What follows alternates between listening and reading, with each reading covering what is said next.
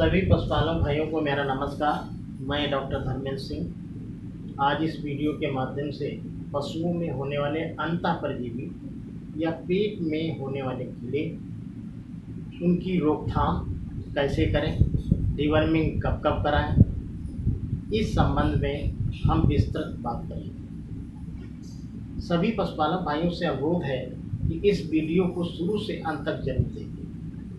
इसका कारण है कि जो भी बातें इसमें हम बताने जा रहे हैं, उन बातों को यदि अपना लेंगे तो मैं ये मानता हूँ कि 15 से 20% बीमारियों से निजात पा सकते हैं। जैसा कि हमने अभी कहा कि पेट में होने वाले, ये जो भाषा है, ये जो वाक्य है, हमारे पशुपालक भाई ज़्यादातर प्रयोग करते हैं, यूज़ करते हैं, और हम लोग भी समझाने के लिए पेट में होने वाले कीड़े की बात कर देते हैं। इसका मतलब बिल्कुल ये नहीं कि पेट में ही कीड़े होते हैं। पेट के अलावा आंत में है, लीवर में है, फेफड़े में, यहाँ तक कि आँख में भी कीड़े पाए जाते हैं, और जिस अंग में कीड़े पाए जाते हैं उस अंग को वो प्रभावित करते हैं।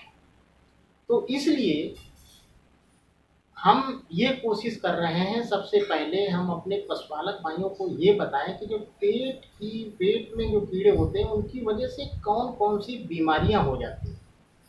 इसकी एक झलक दिखाना हमारे पशुपालक भाइयों को जरूरी इसलिए है क्योंकि इससे क्या होता है कि जैसा कि बहुत ही सिंपल समझा जाता है, साधारण समझा जाता है कि पेट में कीड़े हैं, कोई ऐसी बात नहीं है।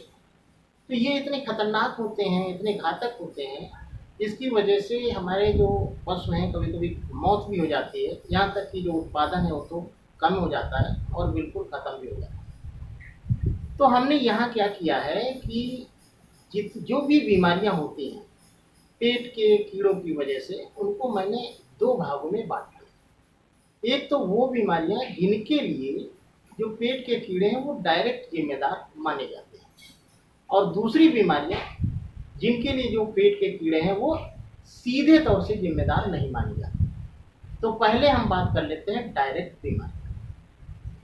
तो सबसे पहली बीमारी है, इसमें ये होता है कि पतला बदबूदार गोबर आना, उसमें बबल्स आना। तो इसे हम मेडिकल भाषा में एंट्राइटिस या डायरिया कहते हैं। दूसरी बीमारी है जो छोटे बच्चों यानी पड़िया पड़वा में ज़्यादातर मिलती है। उसमें होता ये है कि जो कीड़े होते हैं, जिसे हेरुआ आम भाषा में हमारे पशुपालक भाई यूज़ करते हैं, जिसको हम अपनी मेडिकल लैंग्वेज में भाषा में उसे एस्कैरिस कहते हैं, ये इतने ज़्यादा हो जाते हैं, आँख में गुच्छे बना लेते हैं कि पूरी आँख को ब्लॉक कर देते हैं। इससे क्या होता है कि गोबर बाहर नहीं आ पाता, और कॉन्स्टिपेशन, जिसे मेडिकल भाषा में बीमारी का नाम है कॉन्स्टिपेशन, उसकी वजह से 90 to 95 यानी 90 से 95% जो पड़िया पड़वा खत्म होता है। तीसरी बीमारी है, इसमें क्या होता है कि जो आंत में इतने ज़्यादा कीड़े, जैसे पहले बताया, तो उसमें गैस बनने के भी चांसेस होते हैं, पेट फूल जाता है और पड़िया पड़वा खत्म हो जाता है। चौथी बीमारी है, अभी मैंने पहले बताया कि फेफड़े में कीड़े होते हैं। यदि फेफड़े में कीड़े हो गए तो निमोनिया हो जाएगी, जिसको हम अपनी भाषा में वर्मिनस निमोनिया कहते हैं। ये कुछ बीमारियां हैं जो डायरेक्ट पेट के कीड़ों की वजह से होती है। अब दूसरी, जो सीधे तौर पर पेट के कीड़े जिम्मेदार नहीं होते उन बीमारियों के लिए, तो उसमें है जैसे बांझपन होना, जानवर गर्मी पे नहीं आता, यदि गर्मी पे आ गया तो गर्भित नहीं होगा, और यदि गर्भित हो गया तो पेट बच्चा देने में उसे प्रॉब्लम होती है, तो उसे हम डिस्ट्रोफिया कहते हैं। और बीमारियां हैं जैसे दूध कम होना, दूध बिल्कुल न देना।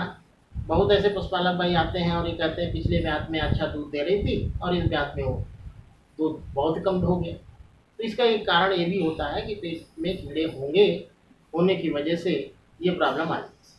और एक बीमारी और भी होती है, वो जैसे हमारे पशुपालक भाई उसको कहते हैं पीछा दिखाना, या कहीं कहीं तो ये टर्म यूज किया जाता है बेल बाहर आ गई है, तो उसे हम मेडिकल भाषा में प्रोलैप्स ऑफ यूट्रस कहते हैं।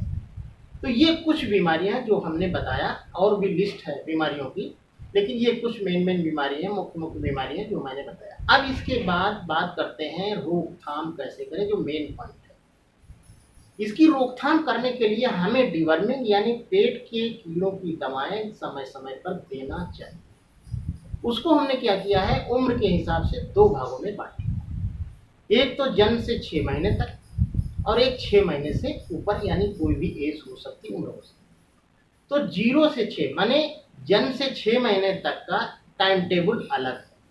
वो क्या है, 15 दिन का की उम्र है यदि बच्चे की, 15 दिन पर आपको पहली खुराक देना है।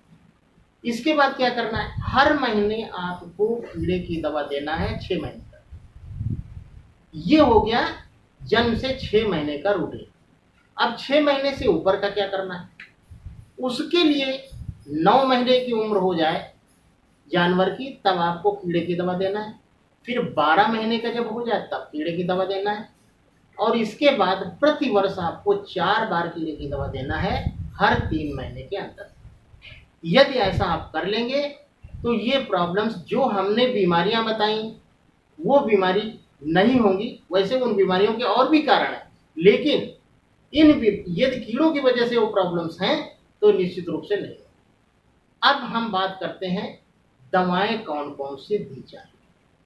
दवाएं के लिए हमने क्या किया है कि जन्म से 6 महीने की एक दवा मैं बता रहा हूं, वो है एल्बेंडाजॉल। ये एल्बेंडाजॉल मार्केट नाम वाली दवा नहीं है, वो है उसमें जो रसायन होता है उसका नाम है। क्योंकि मार्केट में हर कंपनी अलग अलग नाम से बनाती है, इसलिए हम एल्बेंडाजॉल की बात करते हैं। एल्बेंडाजॉल नाम की दवा आती है, तो रसायन है। इस रसायन का हम यूज करेंगे 0 से 6 महीने के बीच वाले पशुओं के लिए, डिवर्मिंग के लिए। अब दूसरी है 6 महीने से ऊपर। 6 महीने से ऊपर वाले में ऑक्सीक्लोजेनाइड, लियोमिसाल, ये कॉम्बिनेशन आता है, इसको यूज करना है। इसके बाद एक कैटेगरी और है, जैसे गाभिन पशु। हमारे पशुपालक भाई ये कहते हैं गाभिन पशु को कीड़े की दवा नहीं देंगे, नहीं तो वो डाल जाएगा या बच्चा गिरा देगी। बिल्कुल ऐसा नहीं है। आपको कीड़े की दवा वैसे ही देना है जैसे साल में 4 बार आपको देना है, हर 3 महीने के अंतर से। और वो दवा का नाम है फेनबेंडाजॉल। वो ये भी रसायन का नाम है फेनबेंडाजॉल। ये आपको गर्भित जानवर के लिए, डिवर्मिंग के लिए कीड़े की दवा देना है। अब यदि आप हमारे पशुपालक भाई इस तरह से डिवर्मिंग कराएंगे, कीड़े की दवाएं समय समय पर देते रहेंगे, तो ये समस्याएं बिल्कुल नहीं होंगी। और यदि ये जानकारी हमारे पशुपालक भाइयों को अच्छी लगती है तो इस वीडियो को लाइक करें, शेयर करें, सब्सक्राइब करें। और इसी के साथ इस वीडियो को हम समाप्त करते हैं। और नमस्कार।